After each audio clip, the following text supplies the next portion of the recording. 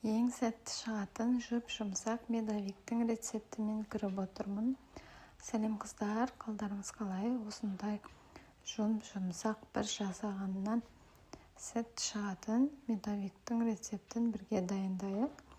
Келіңіздер, каналыма бірінші тіркеліп қарап отырыңыздар.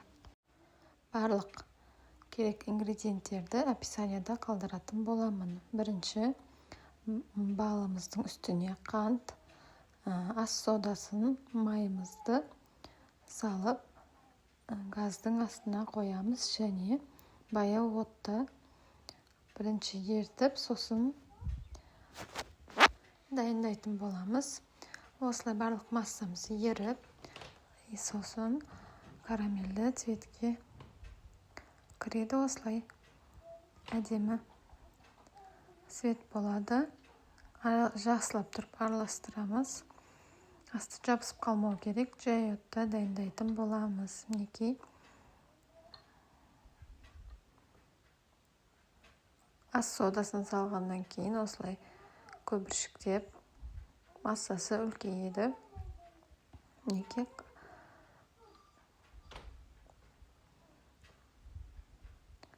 Көрдіңіздер ме, қандай түсі өзгеріп жатыр. Мен әдейі өшірген жоқпын. Мінекей осылай қызғыштау болғанда астын өшіреміз және осылай суытып аламыз. 5-10 минут. Енді ұнымыздың үстіне разрыхлитель саламыз және қамырымызды дайындайтын боламыз. Бағана массамызды ыдысқа салып, үстіне 4 жұмыртқаны бір-бірден салып, осылай араластыратын боламыз. Массамыз суыған болу керек. Әйтпесе жұмыртқамыз пісіп қалады. Мінекей. Жұмыртқамызды жақсылап араластырып аламыз. Енді ұнымызды салатын боламыз. Аз-аздан салып, жақсылап осы лопатканың көмегімен араластыратын боламыз. Барлығын бірге салып жібермеңіздер.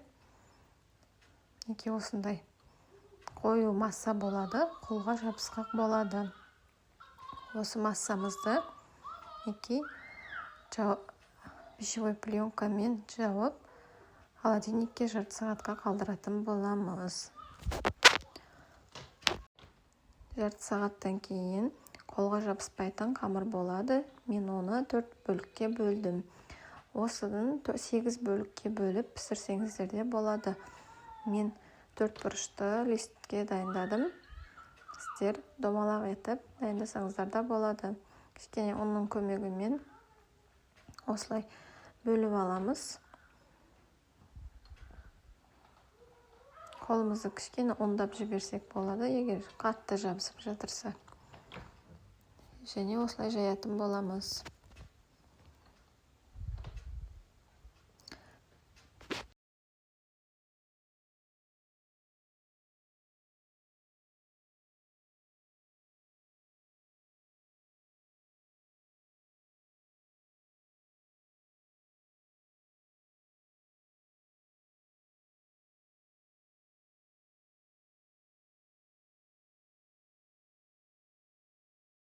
Осы кезде печкамызды 180 градусқа қыздырып қойған болуымыз керек. Пісуі 3-4 минутта тез дайын болады. Сол үшін барынша екінші листті де тез дайындап жайып қойсаңыздар жақсы болады. Мінекей листімізға салып алдық. Жақсылап шеттерін дайындап форма жасап алдық. Және мен вилкалап шықтым, қатты ісіп кетпеу үшін. Енді осыны 3-4 минутта пісіріп аламыз. Пісіп жатқан кезде екінші қамырымызды жайып алатын боламыз. Мінекей екіншісінде дайын. Қараңыздар, қолға жабыспай тұр. Мінекей біреуі пісіп шықты. Екіншісінде осылай вилкамен тесіп салатын боламыз. 4-5 минут ұзағындан ар жағы күйіп кетеді. Тез піседі. Осылай піскен кезде ыстықтай шеттерін кесіп тегістеп аламыз.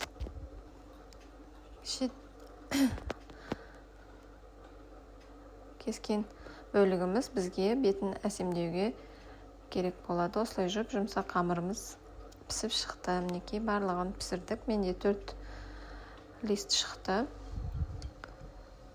4 бөлік шықты. Енді осындай сливкимен кремдайымды балатын боламыз. Қалауыңызға қарап заварной кремде қолдансаңыз болады. Менде сливки болған. Сливкимен осылай 33%-дық крем дайындап алдым. Тез-тез сливкиімізді кішкене миксерлейміз. Және мен қант ұпасын қолдандым. Қою масса болғанға дейін миксерлейміз. Кемінде 5-7 минутта креміміз дайын болып шығады.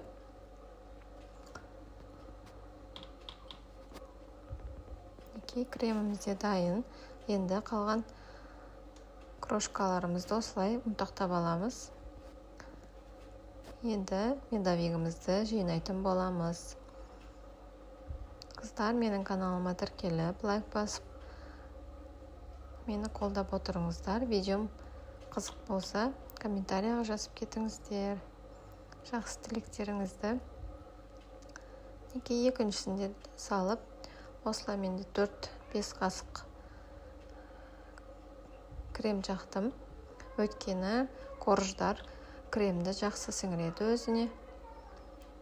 Егер заварной крем болса, 6-7 қасық қолдансаңыздар да болады.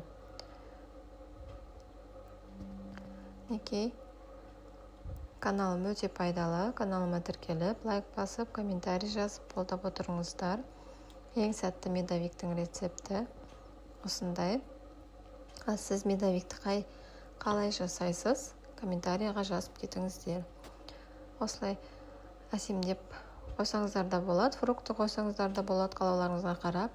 2 сағаттан кейін осындай дәмді, жұмсақ болып шығады. Ас болсын. Рахмет.